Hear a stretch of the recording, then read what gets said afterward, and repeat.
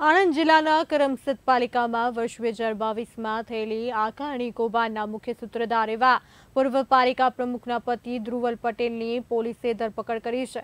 કરમસદ પાલિકામાં વર્ષ 2022માં મિલકતની આકારણી કૌભાંડનો મામલો સામે આવ્યો છે। પાલિકાના પૂર્વ મહિલા પ્રમુખ દર્શના પટેલના પતિએ આ કૌભાંડ આચર્યું હોવાના આક્ષેપ કરવામાં આવ્યા છે। દર્શના પટેલ ભાજપના મેન્ડેટ ઉપર ચૂંટાઈને આવ્યા હતા। 2022માં વહીવટદારના શાસન દરમિયાન આકારણી કૌભાંડ થયું હોવાની વિગત સામે આવી છે। પાલિકા પ્રમુખના પતિ ધ્રુવલ પટેલે પાલિકાની જાણ બહાર 90 જેટલી મિલકતોની આકારણી કરી હોવાની વાત ચર્ચાઈ રહી છે। ત્યારે પોતાના લેપટોપ થકી પાલિકાના કમ્પ્યુટર સિસ્ટમના પાસવર્ડ આઈડી લઈ આકારણી કરી હોવાનો ધ્રુવલ પટેલ પર આક્ષેપ કરવામાં આવ્યો છે।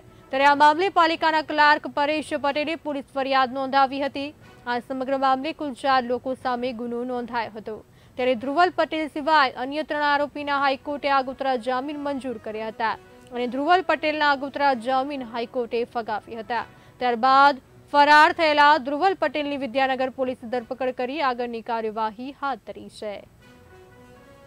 તારીખ 15/6/2024ના રોજ પરેશભાઈ ભૂપેન્દ્રભાઈ પટેલ રહેવાસી કરમસદ, જે કરમસદ નગરપાલિકામાં ક્લિનિકલ સ્ટાફમાં ફરજ બજાવે છે, તેઓએ વિદ્યાનગર પોલીસ સ્ટેશનમાં આવી અને ફરિયાદ હકીકત જાહેર કરેલ કે આરોપી ધ્રુવલભાઈ જગદીશભાઈ પટેલ, દશરથભાઈ કાંતિભાઈ પટેલ, અકબરભાઈ અલીભાઈ રત્નાણી તથા જતીનભાઈ રમેશભાઈ પટેલ આ તમામે ગુનાહિત કાવતરું રચી અને નગરપાલિકાના આકારની જે નગરપાલિકાની ઓફિસમાં કરવાની હોય તેના બદલે નગરપાલિકા તરફથી આ આકારણી કરવા માટેનો પાસવર્ડ અવિનાશભાઈ દિનેશભાઈ પટેલને ફાળવવામાં આવેલો, તે પાસવર્ડ અને આઈડીનો ઉપયોગ કરી ધ્રુવલભાઈ જગદીશભાઈ પટેલે નગરપાલિકાની 93 જેટલી પ્રોપર્ટીની આકારણી કરી અને તેના દસ્તાવેજો બનાવી અને સરકારશ્રીને નુકસાન પહોંચાડે હોય એ બાબતે ફરિયાદ આપતા આ બાબતે વિદ્યાનગર પોલીસ સ્ટેશનમાં ગુનો રજીસ્ટર કરવામાં આવેલો।